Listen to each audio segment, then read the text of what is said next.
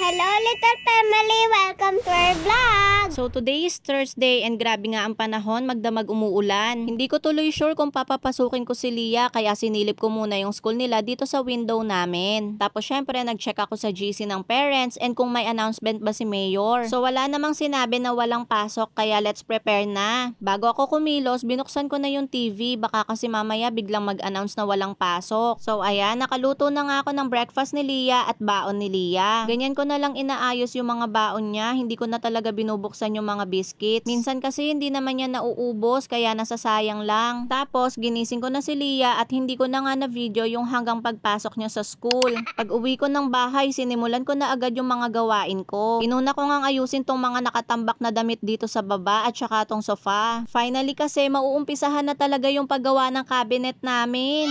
Hindi ko nga alam kung paano ko aayusin to na magiging maluwag dito sa baba para naman hindi makasagabal sa mga gagawa. After sa baba, dito naman sa taas, may mga nilagay na kasi ulit akong damit dito. Sa sobrang tagal nga pinending ng first contractor namin, binalik ko na yung ibang mga gamit kesa ang daming nakakalat. Kaya eto, dali-dali ko na naman ngayong nililigpit, bahala na kung saan mailagay. Hindi ko na nga masyadong na-organize, basta maiplastic ko lang para hindi maalikabukan. Pati nga yung mga nakahanger sa labas, pinagtatanggal ko na rin. Baka kasi makasagabal din sa kanila or maalikabukan pa. So ito na nga yung itsura ng bear closet namin and halos wala na nga siyang laman. Ang agenda today is matanggal lahat yan. Built-in cabinet kasi yung plano namin dito simula sa may window hanggang dun sa dulo. Nung malinis na yung cabinet, yung kama naman namin ang tinupiko at binalot. Ito nga siguro yung mga struggles pag renovation lang kasi marami ng gamit. Mahirap magligpit, isecure at kumilos unlike dun sa magpapagawa pa lang talaga ng bahay.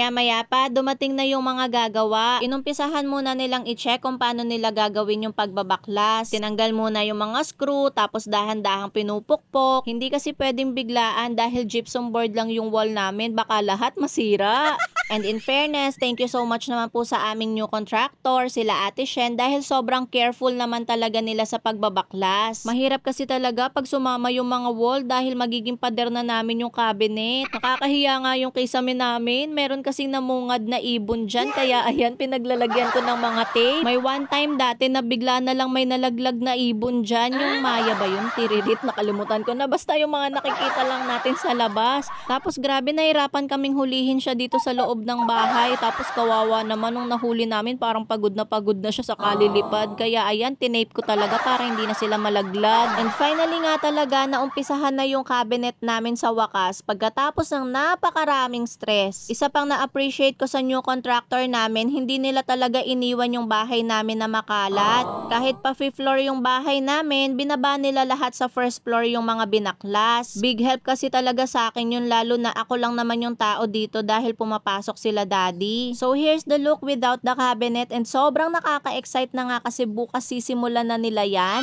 And of course, pagkatapos magbaklasan na sobrang alikabok, hindi talaga pwedeng hindi tayo ulit maglilinis at uumpisahan natin yan sa pagmamap. At dahil sobrang dami pa nga nating gagawin at naghahabol din tayo ng oras dahil mamaya ay uuwi na sila daddy, dito na lang po muna yung vlog natin. Abangan nyo po yung next vlog ha. Thank you po Lord kasi nababawasan na kahit paano yung isipin. Yan lang po muna. Thanks for watching. Bye!